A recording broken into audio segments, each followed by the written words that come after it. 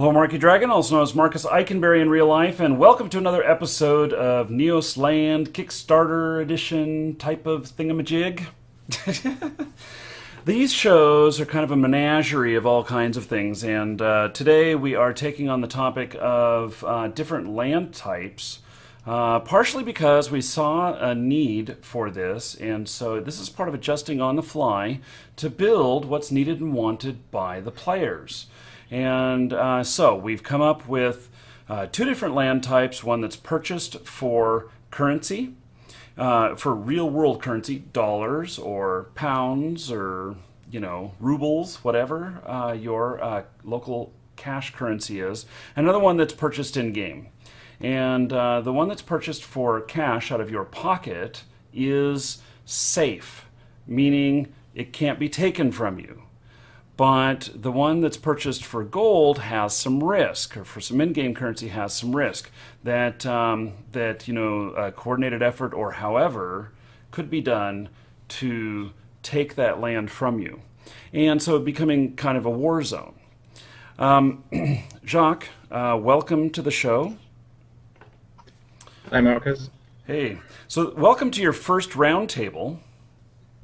This is the first time we've had Jacques here with us on a roundtable, because typically we just hand off these ideas and then we say, have at it, do with it what you will. But this time, this was important enough to us, and we wanted to get this out right away, that we said, okay, let's see if we can bang out the behind the scenes right here, right now, and evaluate what we've discussed here, and come up with an actual action plan, which we'll present in the very next episode. I mean, we'll ratify it here, but then we'll do one more episode that will just be a complete, it's only going to be a 2 or 3 minute episode to say this specifically is what we are doing with land. So, Jacques, do you have any comments or concerns right off the bat? Before I start asking you some questions.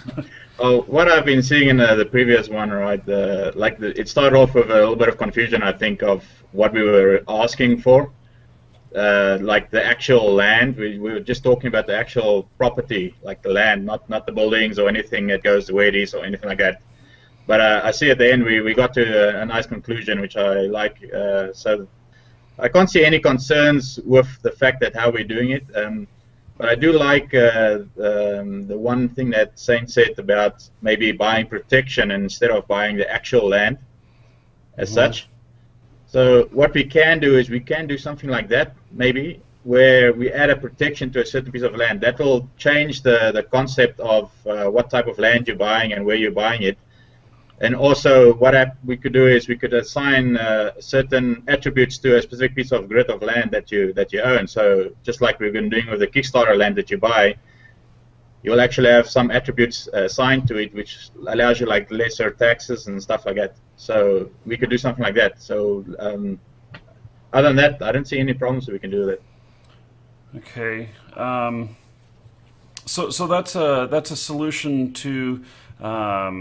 to address the two different types of land, but also at the same time the concerns that people had with being able to still secure this other land. Now, what happens though? I'm just playing devil's advocate here. What happens though when everyone is willing to pay for this extra protection, and I have no land that I can go out and conquer? See, that's the problem that will arise from that, right? So I think what we can do to fix that problem is we only allow a certain percentage of the land that's been found. Like, remember one thing, you won't be able to know which land you can build on or not right off the bat when you're in the game, if you start the game the first time, because you have to use a probe to actually find the different spots of land that you can actually use to build on stuff. So the chances of everything being found is very unlikely, but I mean, depending on the amount of time that as it goes along, right, that you'll be able to find more land. And what we also looked at is adding in a system where, say for instance, finding a new area or something like that maybe a group or the players can decide if they wanted to add in additional areas as the game goes along for expansions. Mm-hmm. So in that way, you could have maybe like a very simple thing like a portal or whatever, and then or just a stone or something, and then you'll have two sides to it. You can have people that contribute resources to getting a new area, and you can have people that counters that and said no, they don't want it. But you have to look at the market value of your property when you're buying it as well, right? There will be a market value, and you don't want to for us to go saying after 6 months, oh, there's no more land, we're just going to open up another X amount of land. So the people that spend a lot of real money, cash, investing into the land, and the market value has gone up, all of a sudden that plummets, and that's not fair towards them as well. What is the potential investment by players on protecting their land? What do you envision that looks like? As in the actual cost? Yeah. I mean, or what does that consist of? I mean, so what I was thinking, like when I heard that, I mean, this is something that we literally just heard like an hour ago, and I was thinking about it, and I thought that was a really good idea. And what I was thinking, doing it like that, is all land that's available, except the land that's already purchased by the Kickstarter people, will have no protection on it. It'll be like open land. Then you can go and claim the land, and then if you decide you wanted to add protection to that specific land, then you can buy that with real cash from us, and then we'll give you protection, and that land will be classified from there on as protected land. Like, could that be included in part of your subscription? Would that be a way of doing that, or? Well, you can most probably add something into it, like a subscription from the subscription. You can change it into an actual thing. Mm-hmm. But I don't know. We definitely have to look into that for the subscription side of it, right? Mm-hmm. Okay. Like a lot of people are confusing the fact that we are selling land to the two things, right? Like a free-to-play game and a pay-to-play game. Mm-hmm. Because we're having a subscription, it's a pay-to-play game basically, right? And the free-to-play games, what they do is they open up a cash store. So basically, you buy items and so on. But because the community didn't want to go that way, right, we ended up with a pay-to-play game with subscription-based, right? But the fact that we're just selling one thing is not the same as the free-to-play games where they sell hundreds of things in their stores, right? Mm-hmm. We're selling land, and land doesn't actually influence so much the gameplay as such. It could be maybe a storage area for you or something like that, but that's pretty much where it goes to, right? It doesn't change your skills when you're in combat or anything like that. So that doesn't influence those things at all, right? It's just a showing thing. And we wanted to have some value in the game itself than just you're playing your subscription and you got actually no value as such in the game. For some people like that type of thing. Mm-hmm. Mm-hmm. I mean, the subscription that we're going to bring out, we're definitely going to be adding in-game currency. So with that in-game currency you're getting, you can use that to buy some of the unclaimed land if you want to, right? Mm-hmm. Like the land that's not it's got no protection on it, no problem. Those of you who are here in the Hangout, how do you feel about this proposed solution so far? Okay, we have a silent thumbs up from Brian. I think it's a workable solution. Okay. I think it's a workable solution too. That's why I proposed the protection thing instead of purchasing the land with real money. But the issue it's not really an issue, but what I see, me personally, just as an outsider looking in at the game, as a player, I see myself wanting to pick up a piece of land, become the king of my land, basically run some politics through there, maybe do not cash shop, but maybe like a shop or whatever I aspire to do on my land, and protect my land from other people. I enjoy that PvP aspect. That's me personally, as how I want to play the game. I want to go out and fight for other land, protect my own land, and basically build my life on my land. And I think the thing that we're mistaking is that a lot of people are looking at the piece of land as the staple of the foundation of where they're going to be playing the game, how they're going to be playing the game, is through their own land. And because of the whole real life versus in-game gold discussion that's coming up, I think a lot of people are taking a defensive approach towards that because of the subscription based. Like I already have a couple of people in chat that already mentioned why not just leave it subscription based and leave the land in-game gold. I think we need a clear explanation as to why we're doing this. Just a ABC why we're doing this for the people in chat.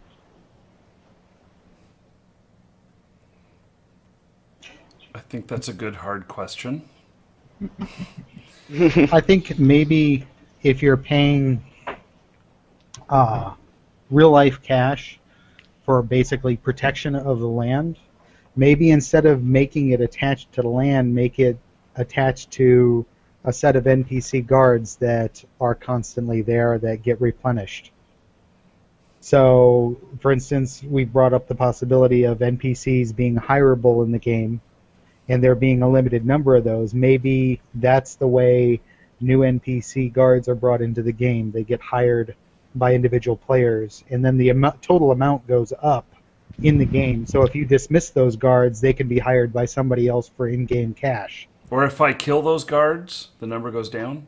Number goes down, or that they get instantly replaced or replaced quickly with new guards because you're paying real-life cash to have that added into the game. So I'm buying a guard spawner. It could be basically. even a tier-based system where you want tier 1 protection, you purchase for this much in-game cash. You want tier 2 protection, maybe instead of guards you get like Dragons. walls, like stone walls or spiked pits or stuff like that. Okay, so Jacques. I gotta just to clarify here. I think the question that Saint's really asking, it's not the protection thing and all that. Before we go down something else now again. Yeah. He's asking why is there an actual cash item that you buy as well as a subscription-based system in place. So one thing is for the Kickstarter, we cannot give you rewards that's going to be like land that you actually buy for X amount of money and then expect it to be just, once the game launches, just to be in-game currency.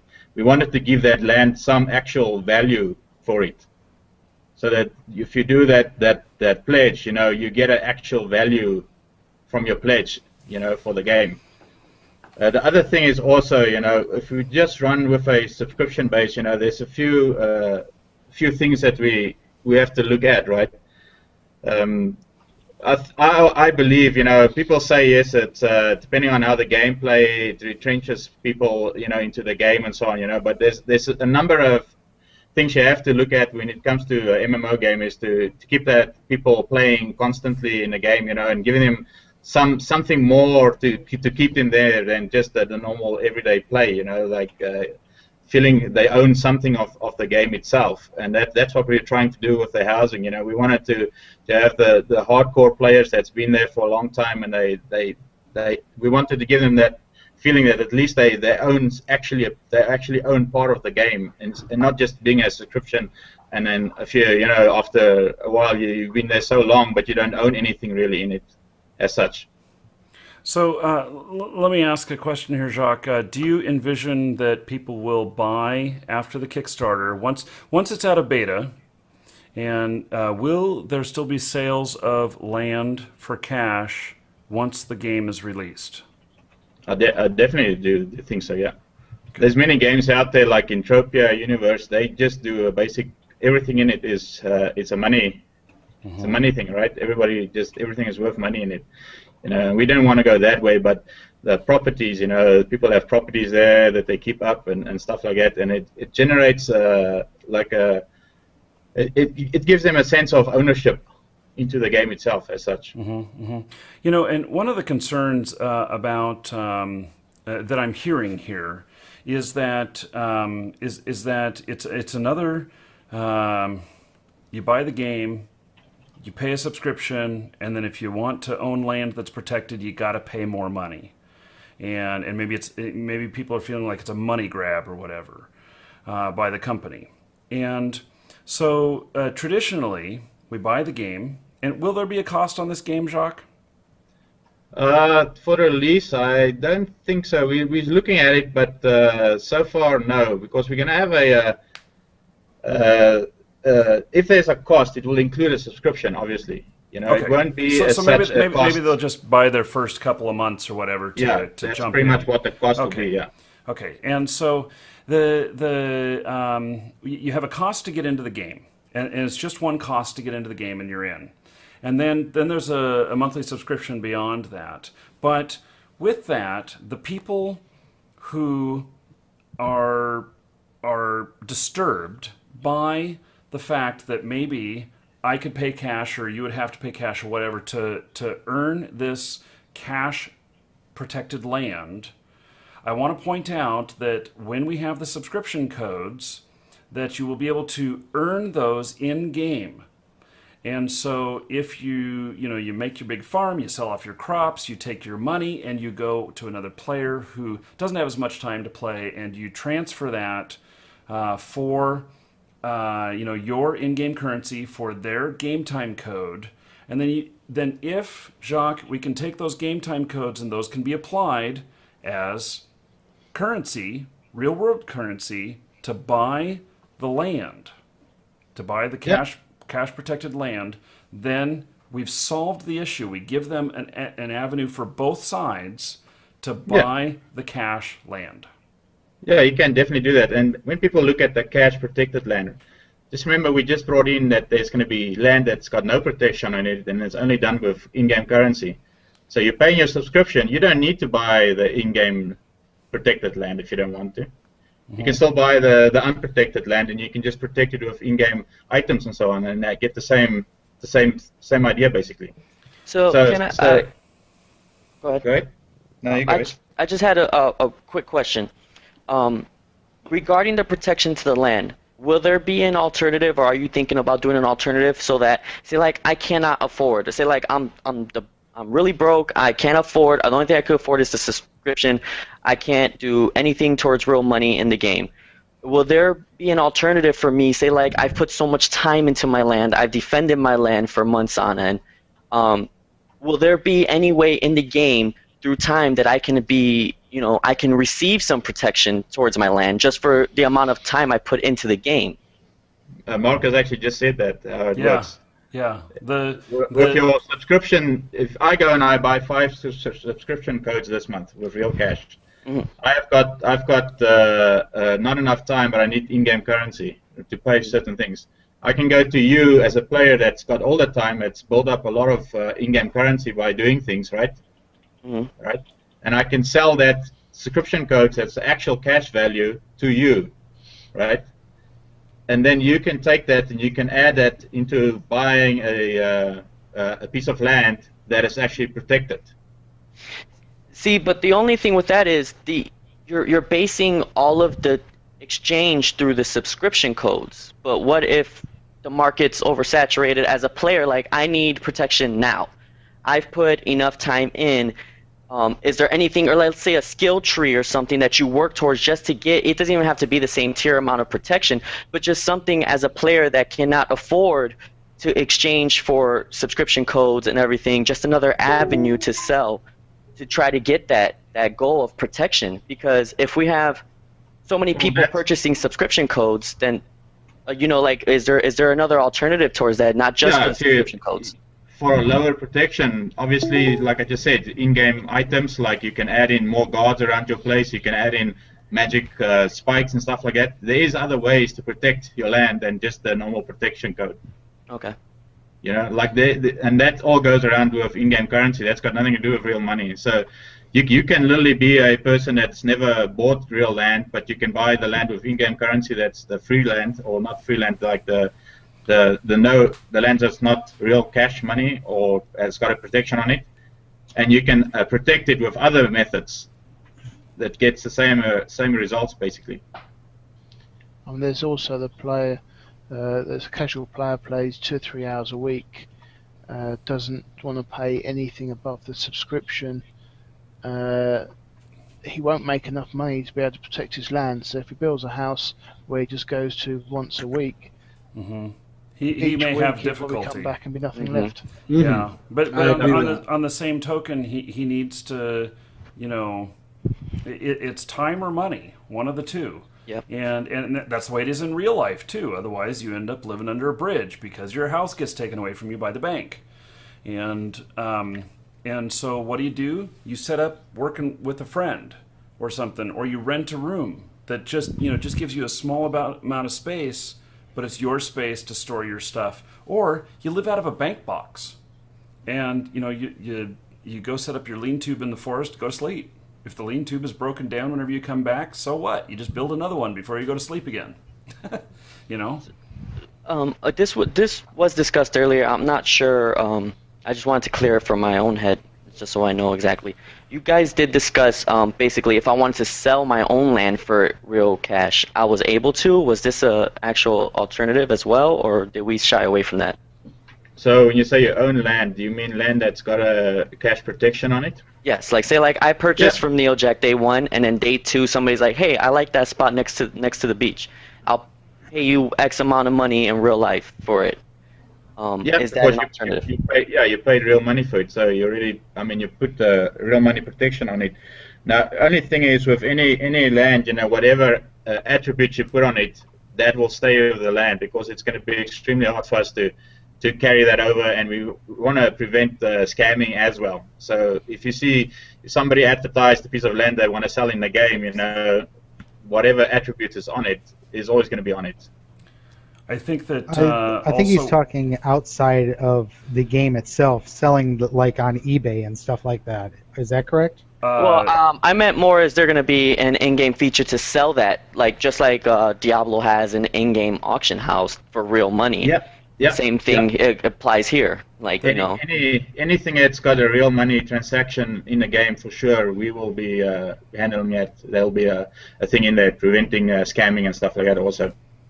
Okay. So this is something that I've done a lot of, which is really instead of just player to player going at it together and hello, I'm a thief, I've got a stolen credit card, hello, I want your money, and doing that and then getting a PayPal charge back or whatever in a couple of days. Then I envision some sort of escrow system or something like that within, to where the buyer is vetted and the seller is vetted, and then a transaction happens after it's secured, and both parties are, insured on that transaction. Of course, there'd be some sort of cost back to the company for insuring that. But but if we'll probably take a cut, like a percentage, like a 5 or 10%, depending on the cost. That's not enough, Jacques. I can tell you right now that number's not enough.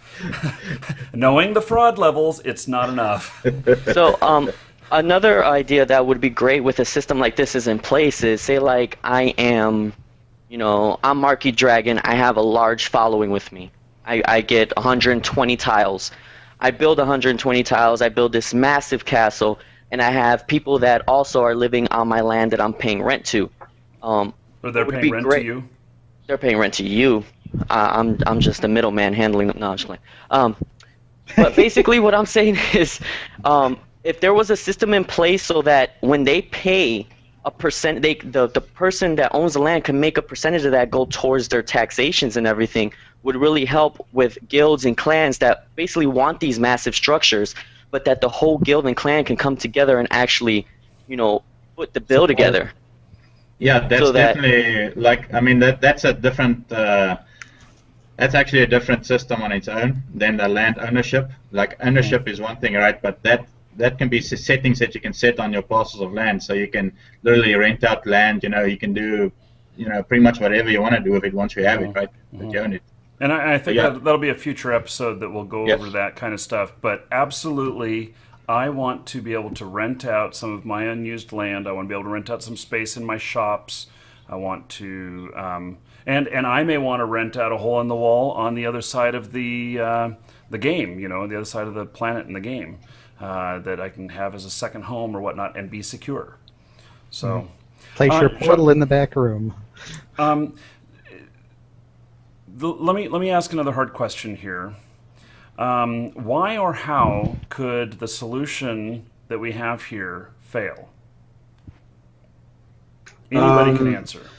Well, personally, some players who want to own a house that can't play too much due to work or due to family issues, anything really that stops them, prevents them from playing. I mean, this, to a degree, in my opinion, and this is just my opinion, but some of the house owning system does sound, or the land owning system, sorry, sounds a little bit more swaying towards money-based, like real currency, than it does in-game currency. And I think people that don't play as often as, or can't play as often, will suffer and not be able to get the full benefit of the game. And that's where I think people will drop out, because they don't get that benefit of the game that they've originally joined to get. Well, depending on what land they own, right? If they own land that they didn't pay any currency, is that what you're saying? Like real cash for? Like a protection on it? Yeah. So if they have that land, how would that do that you're just saying? How would that influence that? Well, no. What I'm trying to get at is when you're talking about you either play a lot and pay in-game currency, or you can play. If you don't play a lot, you pay real currency to protect your home and protect your land. I'm assuming every single benefit you get can be purchased either by real money or in-game money, or will there be different items that you can buy that... There's only one thing that you can buy with real game money, and that's a protection that it doesn't allow other people to take your land. Other than that, everything is in-game currency. So if you're looking at some people that's playing less than other people, right? I mean, it comes down to a specific thing. You know, if you're playing less, and like in any game, you won't be owning. If I wasn't playing a lot, I will never own any huge property or anything in any game. It doesn't matter which game it is. So you know, you'll go and rent maybe a house, a little room or something like that. And that's where you'll be staying, right? I mean, it's just one of those things, you know. It's a little bit different than Minecraft, where it's all open and you can build wherever. And if you build there, even in Minecraft, if you're playing certain servers and stuff, you know, if you're not there on a regular basis, that's gone. You know? It's just how it is. Unfortunately. So it's just the land protection that would be purchased through real currency. Yeah. Right. Well, I mean, other than that, that kind of defeats what I was trying to say, because I totally thought what it was you could get everything with in-game currency, but you could get it a lot quicker and a lot easier if you just paid by. You're right on both. Yeah, you're right. You're actually right on both of those, because the in-game currency person that's playing a lot can buy the game time codes, which then are equal cash value in the game. And that cash value in the game can be used to apply to your subscription, or to buy land. It's not the only way to buy it, because it's both. So you're actually right on both. Yeah. And so as a player, you get to choose the path that is better for you. And would it be? I mean, I know of games that I've played, MMOs that I've played in the past that have had the buy for in-game currency. It costs a quite a substantial amount of different compared to real currency, but if you can work up that amount of in-game currency, you could buy it for in-game currency. Will there be a big gap that requires an unbelievable amount of time to buy it? Let me ask a question. Do we have any EVE players here, and how many hours of play does it take for you to pay for a 30-day subscription? It depends on what you're doing in EVE. If you're doing faction warfare, 3 hours. If you're doing nullsec exploration, it could be 15 minutes. Yeah. Oh, 15 minutes. Top, wow, 15 minutes. Wow. Well, that's nullsec exploration. That's high-end stuff. Yeah, those are the good players. Yes. That's a Garista. That's a single Garista drop right there. I mean, but you also got to understand that in this game, as far as I know, we're planning to have an open market for the in-game codes. So, It'll be like whatever the in market Eve, where the bears. price is, whatever the price ends up being, it's not going to be based on just some developer saying, hey, we're going to set the price in-game at X, and we're going to set, there's not going to be a direct translation. It's going to be exactly that. I pay my $10 for my 30 days or whatever the price is. And how much does that $10 equal in currency in the game? Who is willing to Currently. pay me the most? Yeah. And Currently, yeah. yeah, and so what it is at the very beginning when these game time codes are introduced to the game, the market is going to go boing boing boing boing boing. It's going to go all over the place, but it'll even out, and then it'll be depending on if there's few less players in the game, it's probably going to go down. If there's more players in the game, it'll go up, and it'll really be based on a system of fairness against the game economy and what people are willing to pay. And if people aren't willing to pay it, the price automatically comes down. Well, it won't automatically come down, but you're not Oh, going to why make not? any money off of it either. Well, no, I actually agree with Marky on that one. Where I mean, why not have it automatically come down? Where It will automatically come down if it's market set. And Yeah. because if nobody's buying, then people start lowering their prices and lowering how much they're willing to accept for But it. I'm saying that there's no automatic come down. I mean, the players have to choose to lower their prices. Yes. Yeah, no, it will be all based on player input. Okay, so let me. I just want to ask just a couple more questions here, and then we're going to cinch this up because I think this is going pretty well. That we're covering all of our bases, and one of the things that I want to make sure is that we really cover our bases well. Because when we set this in stone, I don't want a no shit moment later. I think that would be very bad for all of us. And let's see. Who and how could people oppose or object to this solution? That's a good one. I think it's dependent on how much they've actually watched the videos and what we went through to come to the decision. If they haven't watched the videos and they're just bitching about it, which we will get because there are people who are ignorant of the solution, we'll just direct them to the videos and say, hey, this is what we went through and this is how we came to this. If they have a legitimate criticism, we can always make another video and say, well, this is what we set, and you had your chance to do this, and though this is a good idea we may implement in the future, it's not being done now. Okay. I think it just really comes down to the people that don't really understand in a MMO atmosphere or even in a sandbox game like this, time equals money. The more time you invest in any MMO, the more well off you're going to be. That's just the hard truth. Definitely. So, I mean, and usually the people that have an issue with the whole time sink are the people that want everything now. They don't want the effort. And as we all know, those are the people that just have to pay cash. Yeah, exactly. Because cash equals time, reduction of time. I must admit, I am often one of the people that are on an MMO that will often pay cash, but the one thing that I'm just clarifying here is there is people that are good at MMOs and have a lot of time that they can actually invest all their time into it and get the money. But what in-game currency? But what I'm just covering over is making sure that equally you can earn it in-game money and you can still earn it out of currency without one end being kind of yeah, exactly. And I think the route of going for the protection rather than just the land as in-game or real money actually alleviates that issue for a lot of people, where they can still, at the end of the day, get to that end goal with enough time, and still not be, left out in the open or left out, all the fun by owning land. So basically what's going to happen, I would say, with this is going to be all land that's bought on Kickstarter obviously is going to have its protection already on it. And also Kickstarter people will be getting a match where they can choose where they want to put their lands. But from there, when the game goes after Kickstarter, any land that somebody buys, and the first time they buy it will be with in-game currency. You know, if they're buying it from us, because the first time you buy any land will be from us, and from there on it'll be player to player.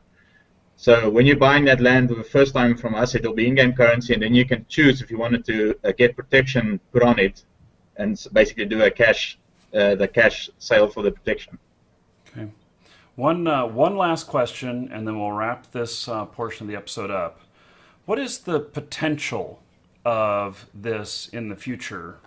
What is the upside to all of this? Infinite growth. Yeah. Yeah, there's endless possibilities with the growth that just So many possibilities. It mutes our mics. Yeah, exactly. So that he's speechless. So many possibilities to go speechless. Yeah, he went speechless. yeah. Can you hear me now? Yes, we can hear you now. Okay, basically what I was saying was we mentioned this yesterday when we were talking about just quality control, how there's endless possibilities there where Jacques was mentioning just, maybe having like golems come in and tear down a house because it just doesn't fit the terms of service. The same can be said for the protection. We can have multiple tiers of protection just by the would be cool to have in the game. And from there, it takes a whole nother life of its own just for the community. Like, hey, what would you like to see now to protect your houses? Or what would you like to see put in the future just to make it a much cooler scenario for when you're getting into a battle? Okay, I think that we have a solution. So, Jacques, are you ready for the next episode where we will record the little blurb that we'll put up that will be the solution? Yeah, definitely. Okay, so, I think that we have a pretty respectful crowd here. So in this next section, it'll be just Jacques and I talking, and then you guys can continue the conversation after, or you can drop out. So whichever you want to do. Okay, we shall be right back. Those of you watching live, don't go anywhere. We'll be right back. And those of you watching on YouTube, the next video will be the solution.